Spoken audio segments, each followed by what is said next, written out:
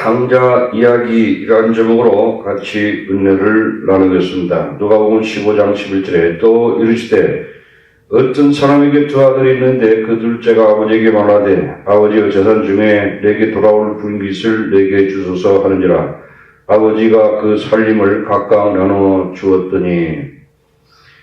이 탕자 이야기는 창세기 3장의 아담과 하와가 사탄의 말을 듣고 타락해서 에덴에서 쫓겨난 추방되는 이야기입니다.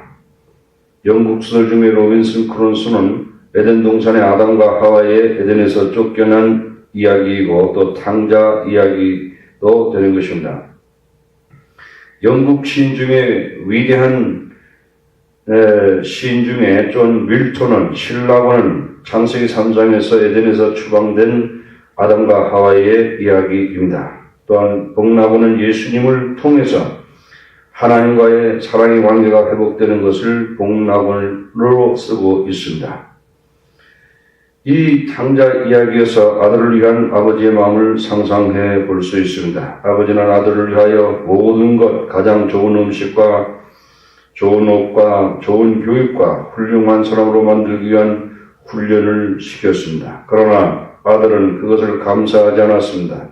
그에게 축복으로 보여져야 할 것들이 부담으로 여겨졌습니다. 보호와 사랑과 훈련들이 그 자신에게 불필요한 구속으로 여겨졌습니다. 18살이 되자 그의 아버지는 이에 의해서 조종되는 것 같았고 그가 원하는 것을 행하는데 자유가 없는 것처럼 보였습니다. 바깥 사회에서는 많은 오락의 세계들이 일어나고 있는데 자신은 재미있는 것들을 놓치고 있다고 생각하고 있었습니다. 아버지는 당연히 아들의 요구를 거부할 수 있었습니다. 아들이 유산을 물려주면 그것은 잘못 사용할 것을 알고 계셨습니다. 아버지는 아들이 재산을 물려주면 돈과 인생을 망칠 것을 알고 있었지만 나눠줬습니다. 이렇게 할 아버지가 세상에 어디 있습니까? 그러므로 하나님께서 로마서 1장 24절에 그러므로 하나님께서 그들의 마음의 정욕대로 더러움에 내버려두사 그들의 몸을 서로 욕되게 하게 하셨으니 이는 그들이 하나님의 진리를 거짓 것으로 받고 피조물을 조물주보다 더 경배하고 섬김이라 주는 영원히 찬송할 이르다. 아멘. 이 때문에 하나님은 그들을 부끄러운 욕심에 내버려두었으니 곧 그들이 여자들도 순리대로 쓸 것을 받고 영리를 쓰며 그와 같이 남자들도 순리대로 여자 쓰기를 버리고 서로 향하여 음욕이 불리듯하며 남자가 남자 더불어 부끄러운 일을 행하여 그들의 그릇 때문에 상당한 보응을 그들 자신이 받았느니라.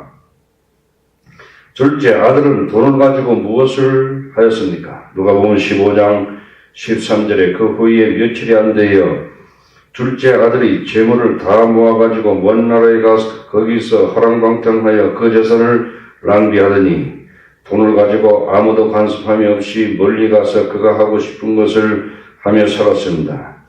아들은 그의 전 재산을 낭비하였습니다. 그는 쾌락을 위해서 마약과 알코올 중독 섹스를 즐겼습니다. 그는 자유를 만끽하며 하고 싶은 대로 살았습니다. 기회주의자들이 그 주위에 몰려들었습니다. 그는 돈만 있으면 끝없는 쾌락을 즐길 수 있다고 생각했습니다. 그러나 어느 날 돈을 찾으러 은행에 갔더니 통장에 돈이 없었고 호주머니에 한 푼도 없었습니다. 친구라고 불리던 사람들이 다 떨어져 나갔습니다. 모든 영자 친구들이 다 떨어져 나갔습니다. 그러나 아무도 돌보지 않는 길거리 여행자가 되었습니다. 상황은 더욱더 심각했습니다. 누가복음 15장 14절 다 없이 한 후 그날에 크게 흉년이 들어 그가 비로소 궁핍한지라 그는 살아남기 위해서 어떤 대책을 세워야 했습니다.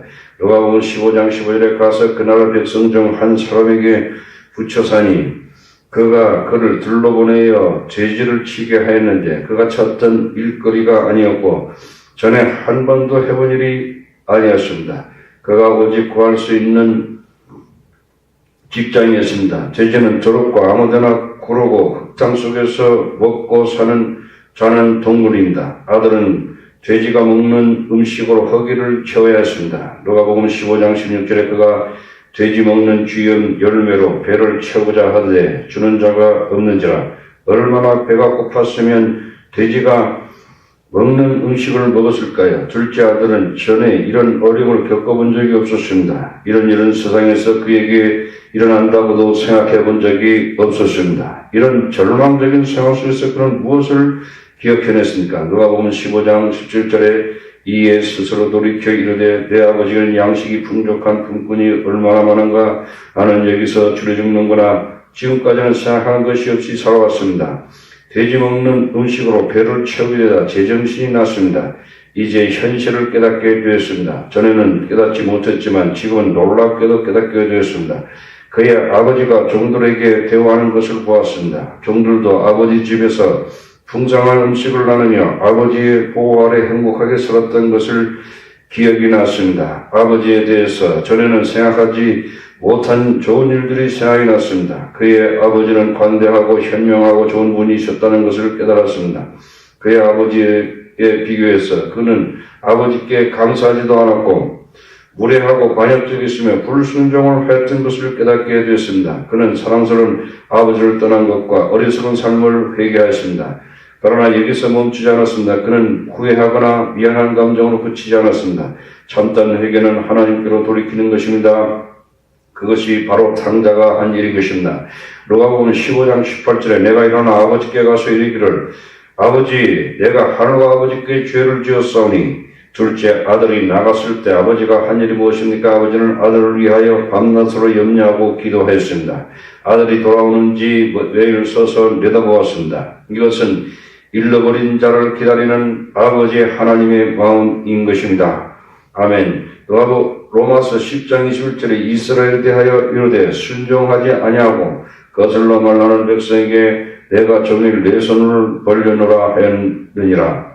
누가복음 15장 20절에 이에 일어나서 아버지께 돌아가니라. 아직도 거리가 먼데 아버지가 그를 보고 측은히 여겨 달려가 목을 안고 입을 맞추니 탕자가 돌아왔을 때 씻지 않고 면도도 아니하고 목도 못했을 것입니다. 그러나 아버지는 목욕을 먼저 하고 나중에 말을 하자고 하지 않았습니다. 아버지가 방탕한 아들이 돌아온 것을 보았을 때 아버지는 아들의 입장을 이해하셨습니다. 아들이 돌아왔지만 부끄러움과 수치와 양심의 가책을 느꼈습니다. 집에 점점 가까이 다가올 때마다 과연 아버지가 나를 받아주실지 궁금했습니다. 그러나 아버지는 어떻게 대우하셨습니까? 아버지가 아들을 보자 그는 동정심으로 충만하였습니다. 비록 그의 아들이 그의 마음을 상하게 하고 그의 마음을 슬프게 하였을지라도 아들을 보았을 때 아버지는 아들에 대한 동정 때문에 모든 것을 잃어버렸습니다.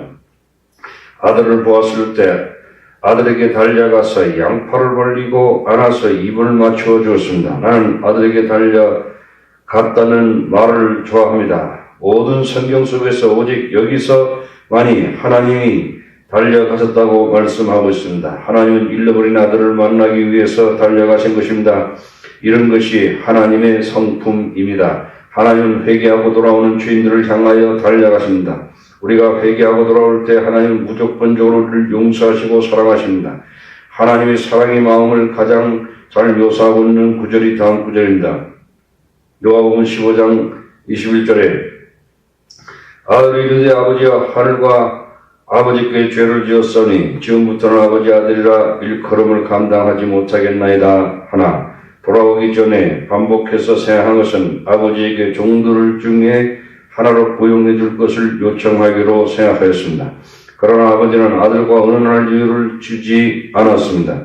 아버지는 종들에게 말했습니다. 누가복음 15장 22절에 아버지는 종들에게 이르되 제일 좋은 옷을 내어다가 입히고 손에 가락지를 끼우고 발에 신을 신기라. 그리고 살찐 송아지를 끌어다가 잡으러 우리가 먹고 즐기자. 이 내 아들은 죽었다가 다시 살아났으며 내가 일렀다가 다시 얻어놓으라 하니 그들이 즐거워하더라. 이 구절은 아버지와 아들의 기쁨을 완전히 묘사하고 있습니다. 아버지는 아들과 상속자로 회복시키셨습니다. 이 비유는 여기서 끝날 수 있었지만 둘째 아들이 있습니다. 둘째 아들과 달리 첫째 아들은 아버지와 늘 함께 하였습니다. 그에게는 모든 것이 있습니다.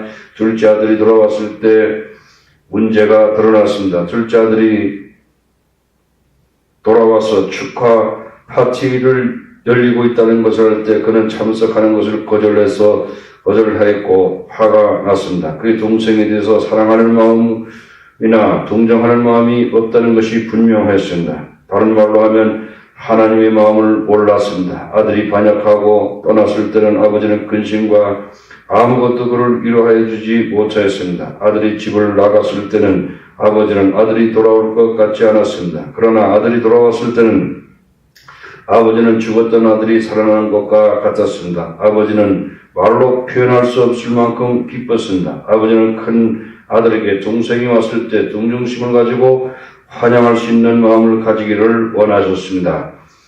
누가복음 15장 31절로 32절에 아버지가 이르되 너는 나와 항상 함께 있으니 내 것이 다 내 것이로라. 이 내 동생은 죽었다가 살아났으면 내가 일렀다가 얻었기로 우리가 즐거워하고 기뻐하는 것이 마땅하다 하니라. 아멘.